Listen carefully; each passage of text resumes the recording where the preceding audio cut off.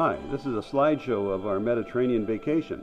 We flew to Rome, met up with friends, and then got on a cruise ship called the Grand Princess. We sailed first to the French Riviera, then back to some Italian ports, on to the Greek islands, Turkey, and finished in Venice. We hope you like our pictures.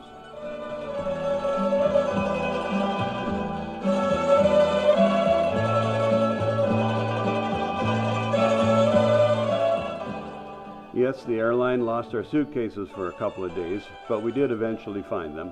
We also found our friends Richard and Marilyn Schipper and Stephen Burrell Pugh. And here we are enjoying our first dinner in Rome. We can't possibly show you all the wonders of Rome, but we would like to share what we saw of the Vatican.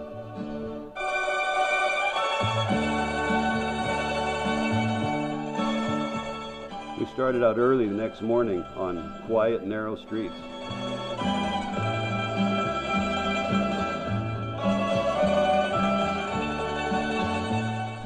We can tell we're getting closer. These priests look pretty happy. I'll bet they're headed for a bar.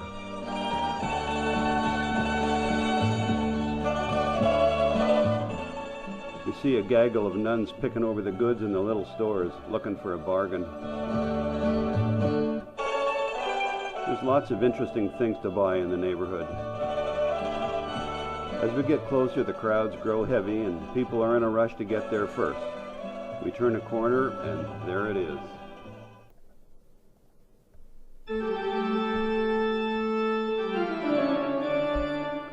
St. Peter's Basilica is an amazing sight. The sheer size of everything just boggles the mind.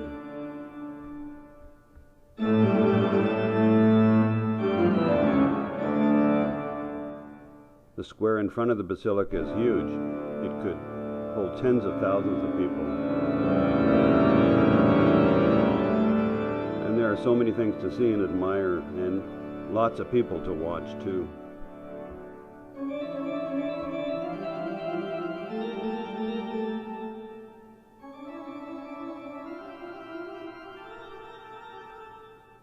Some of us acting kind of silly.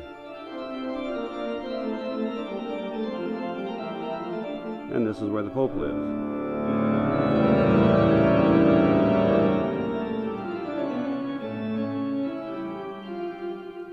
And the Swiss Guard. And now the interior of the basilica.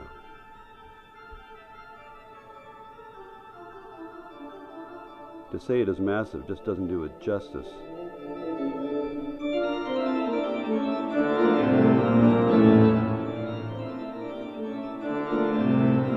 One picture can't capture the size of the main altar. Even the side altars are incredibly detailed.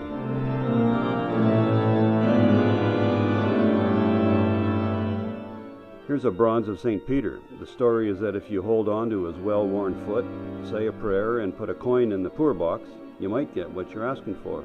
And we did. We had a wonderful vacation.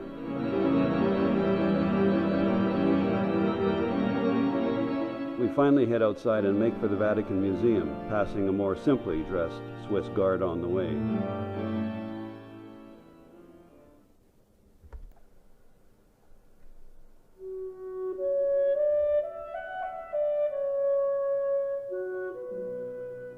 There's lots of things to admire outside the museum, but inside is truly stunning.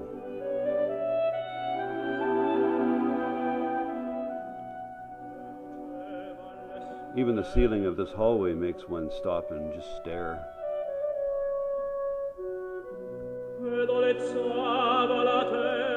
We see an endless supply of artifacts and works of art from all ages and places.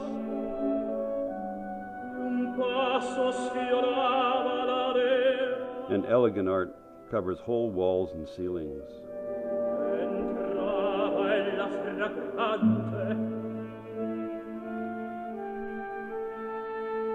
There's lots of very unusual pieces too, every one with its own story, of course.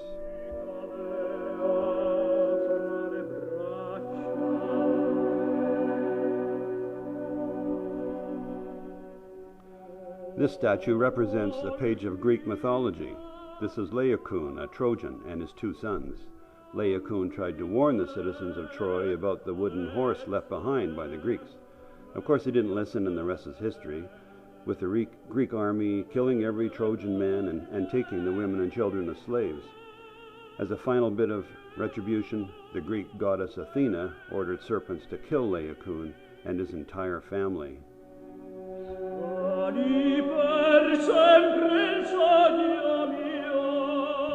The statue was created in the time of Nero, then lost but discovered again in the 15th century.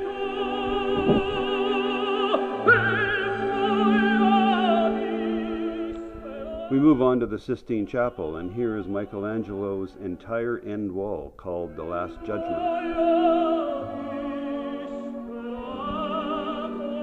And his famous ceiling. You can only admire this as long as you can crane your neck. Bring a mirror. The centerpiece is the creation of man.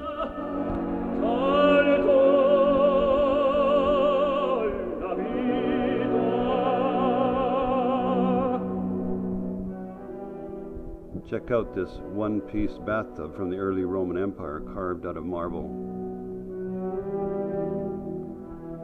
And I don't know what the heck this is.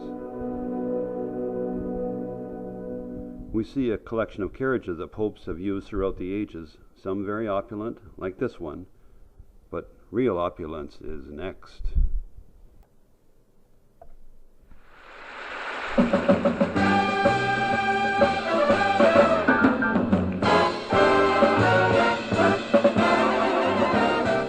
We finally get to the Grand Princess, and we're amazed by everything we find on board. This boat has more swimming pools than we have knives and forks. Hey everybody, let's have fun. You only live but once, and when you're dead, you're done. You better live. Everybody, especially the waiters, do their best to entertain us. Well, let's get it on, mama. And I don't care if you're old. You can gamble all night if you want to, but we decide to get our sleep instead, because here's the drill. Every morning the ship docks in a new port. We get off and find a nice new bus to take us to our shore destination and get led around by a tour guide. We wear badges so nobody gets lost, and hey, it works. We all get to where we're going and back before the ship leaves. Oh, baby.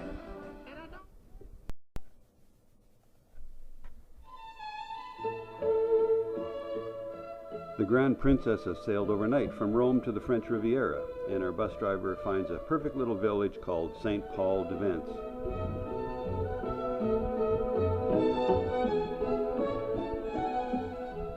This narrow passage is called Diet Street, of course.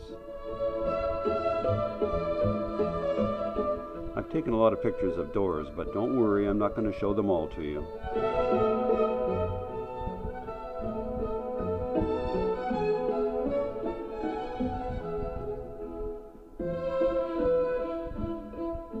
Many medieval towns were built on mountaintops so that they could more easily protect themselves from the bad guys.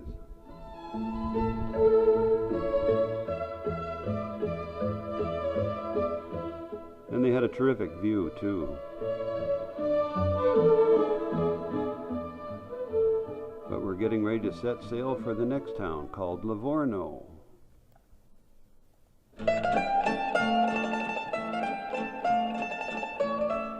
We find the Livorno city square filled with excited drivers and their Fiats. They're going to have Fiat races, I guess. There's lots of places to explore. And beautiful doors. But we're off to the countryside. We visited an ancient Roman amphitheater which had been abandoned and used as a garbage dump. It was only recently discovered under the garbage.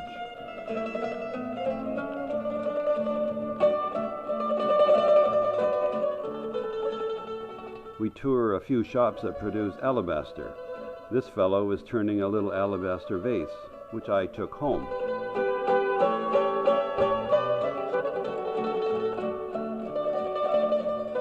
The area is also known for its ceramic products.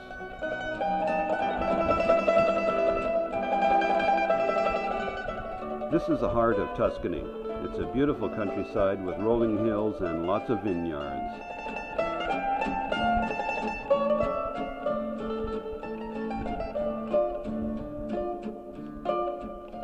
We stop at a local vineyard for lunch and enjoy the local wine.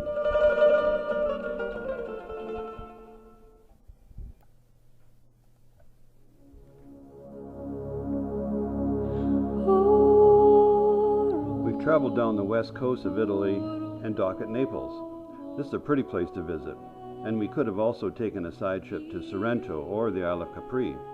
However, we really wanted to see Pompeii.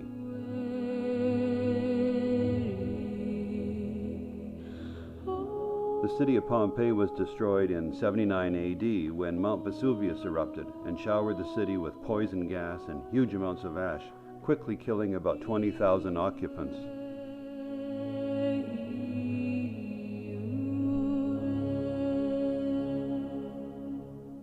Much of the city is intact, with only the roofs having collapsed from the weight of the ash, so we can walk into homes and see how the people lived.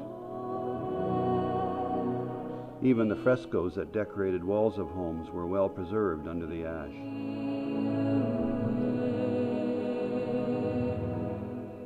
Many homes had their own shrines for worship.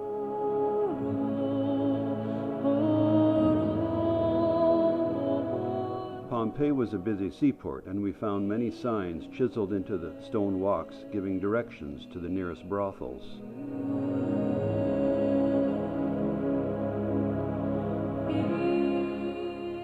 Some of the streets were very narrow, with room for only one chariot, maybe one way. There are many stepping stones across streets for pedestrians to cross without having to step in the muck. You can see the grooves that chariots wore into the stone pavement.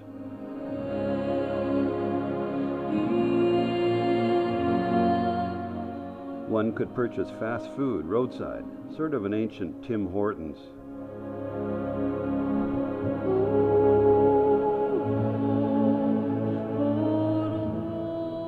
There are also many amphitheaters in Pompeii.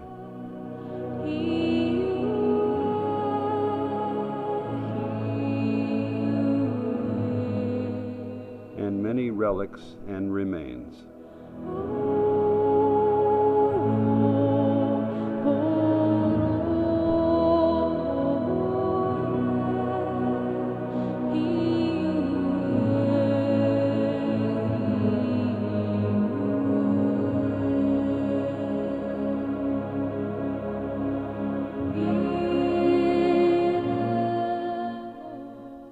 This is a sad and beautiful place, but it's time we move on.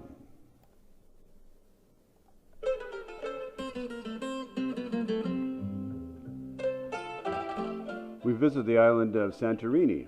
This is the city of Fira, and it looks like it's about to slide down the cliff.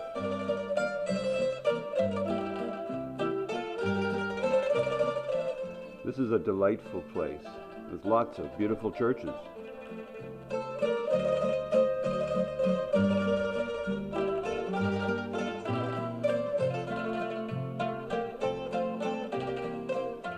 Some churches are large and ornate, and some very small, almost on every corner.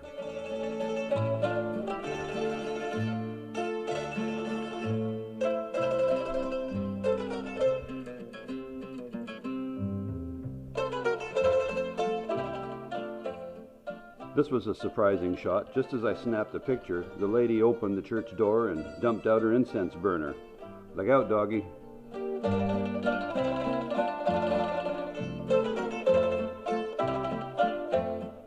And if you're looking for a pretty little bed and breakfast, you found it.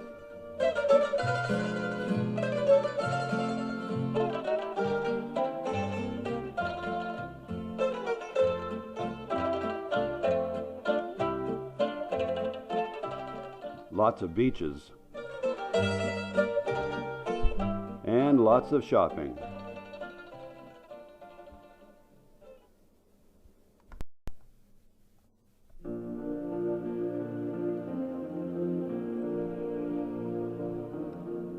Our ship makes a side trip to Turkey and we visit the city of Ephesus.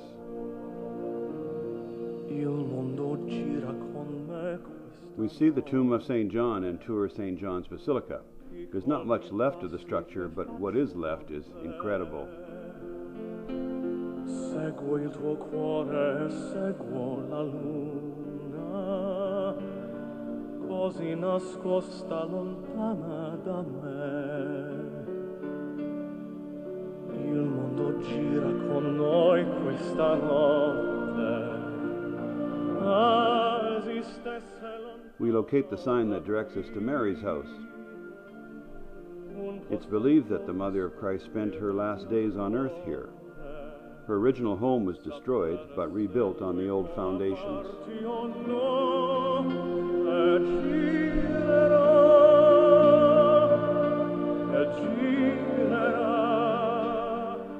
This is one of the places where St. Paul publicly spoke to the Ephesians, a dangerous practice with the Roman military around. This amazing facade is all that is left standing of the library at Celsus.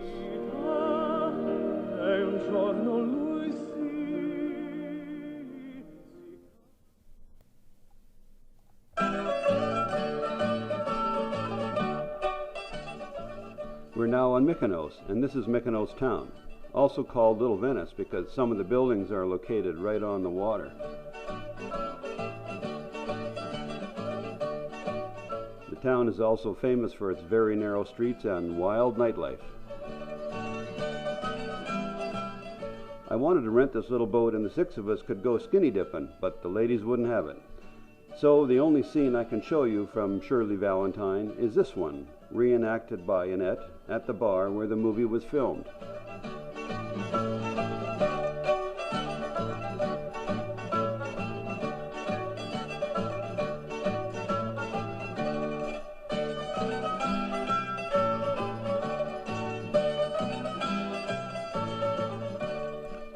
These are apparently the only windmills in all of Greece.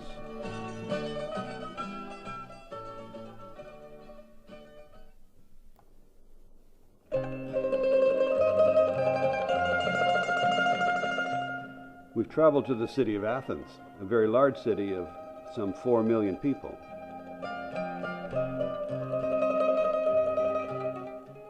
There's many mountains in the city, and from these you can get spectacular views of ancient monuments.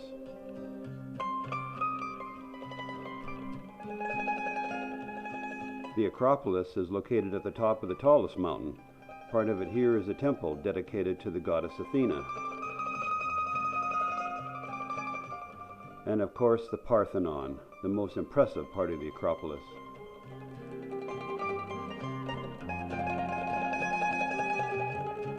At one time the Parthenon was decorated with painted statuary, but most were stolen by the British Museum. So what's left is now indoors, protected from the elements.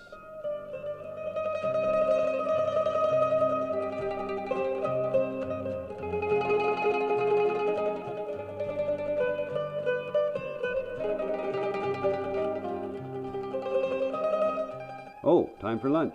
We had goat, and in the ancient tradition, without forks. It was absolutely delicious. I wonder, can you get that here? We also toured their impressive new Olympic Stadium.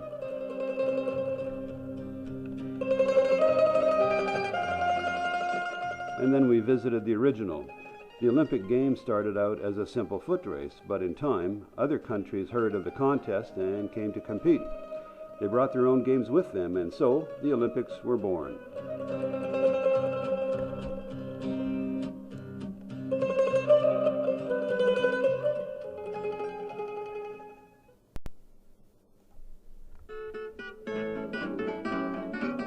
The Grand Princess has taken us to Corfu. We toured a marvelous estate with spectacular works of art. This is Achilles, downed by an arrow.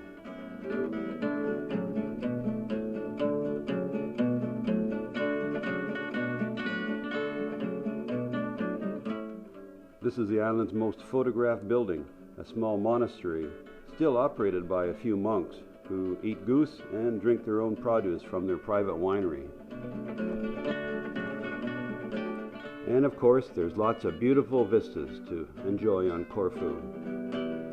But our cruise is coming to an end, and we have to hurry on board to do everything we haven't yet had time for.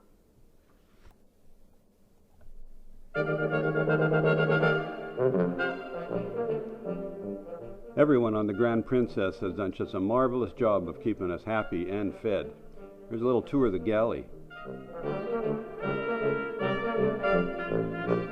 And the master chef.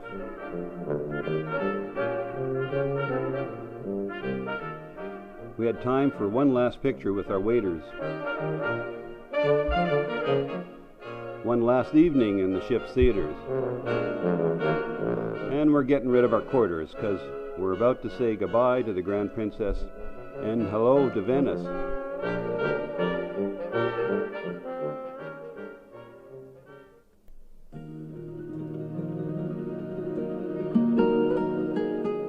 What better place to start exploring Venice than St. Mark's Square? The Doge's Palace is in the background.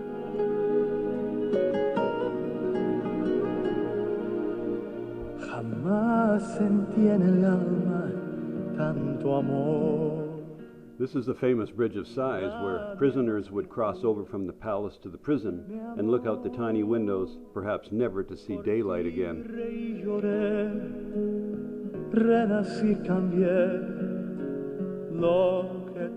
This is the Rialto Bridge crossing the Grand Canal.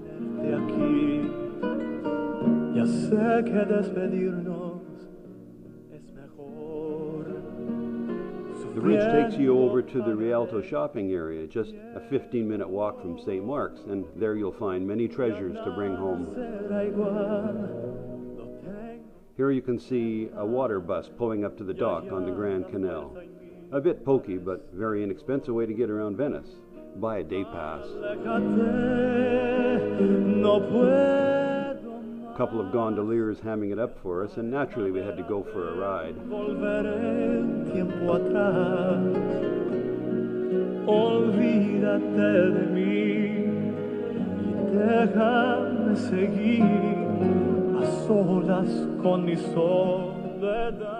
A few shots as we tour around on the smaller canals.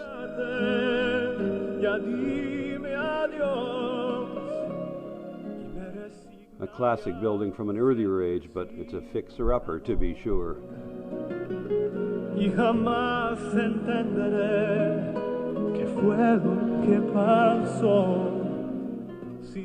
If you hang around St. Mark's Square long enough, someone will offer you a free ride over to the island of Burano in one of these sleek water taxis, and go ahead, take it. The owners of the glass factories on Burano pay for the trip because you're unloaded right at their factory, and you get a chance to buy something quite beautiful.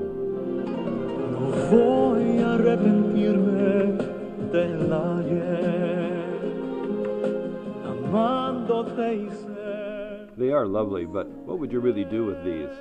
So thank them for letting you look and go have lunch by a canal.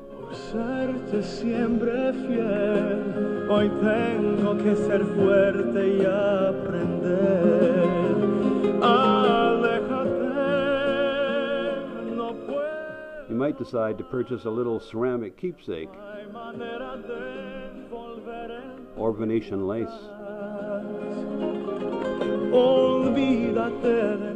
Or just get a gelato and tour around.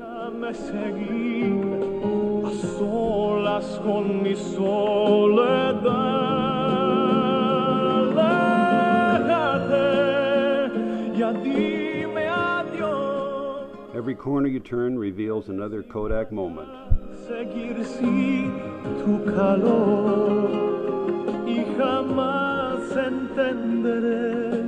¿Qué fue lo que pasó? Si nada puedo hacer, aléjate.